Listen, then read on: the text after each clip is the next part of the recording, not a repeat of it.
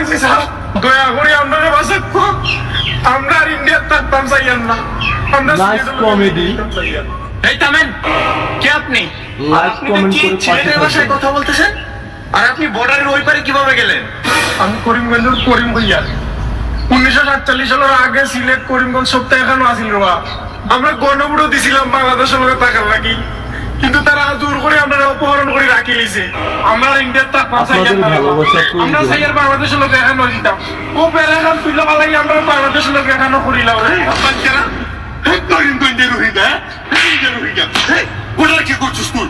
বাংলাদেশের সাথে পচা বাংলার সাথে কি করছিস? যত বেশি লাইক কমেন্ট করবেন তত বেশি ভিডিও আপলোড দেবেন। স্যার, আপনারা জালিমরাত থেকে বাঁচাবো। আমরা বাংলাদেশে আসলাম, বাংলাদেশে থাকতাম ভাইয়া। ও করিমগঞ্জের বাইরে তুই টেনশন করিস না, যেমন দেশটা স্বাধীন হয়ে গেছে করিমগঞ্জ স্বাধীন করে নিবো।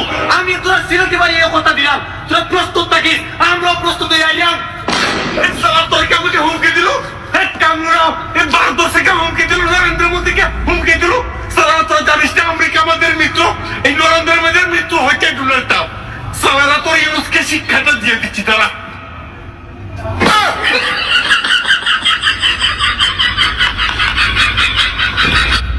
কি করে?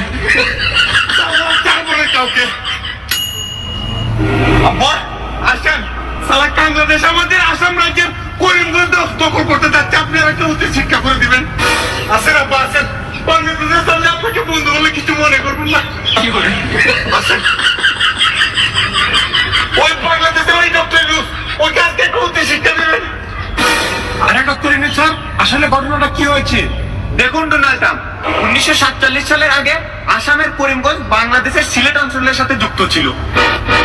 1947 সালে দেশ ভাগাভাগির সময় এই অঞ্চলে একটি গণভোটের আয়োজন করা হয়েছিল। তখন তারা বাংলাদেশে থাকার পক্ষে রায় দিয়েছিল, কিন্তু এই আগ্রাসী ভারত তাদেরকে দূর করে দখল করে নিয়েছে। কি করে?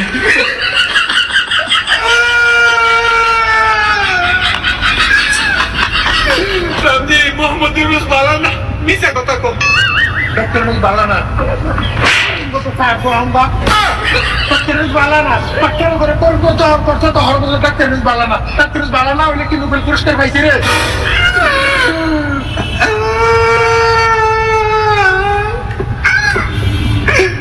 জায়গা আমার পিছন লাগতো না, পিছন পাইছি, আমার পিছন লাগতো না, আমি পিছন পাইছি।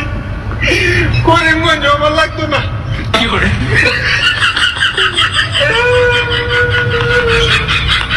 আরে ইউনুস ভাই কিছু মনে করবেন না, তোর দোকানে বসে একদিন চা খেয়েছিলাম, আমিও বন্ধু পাবে। ঠিক আছে, এই পাগল ছাগলের জামেলায় পরে আরো সময় নষ্ট। আসি নাকি? আরে দাঁড়ান, আপনার নোবেল পুরস্কারটা একটু দিয়ে আমি একটা ছবি তুলবো। কি করে? ঠিক আছে,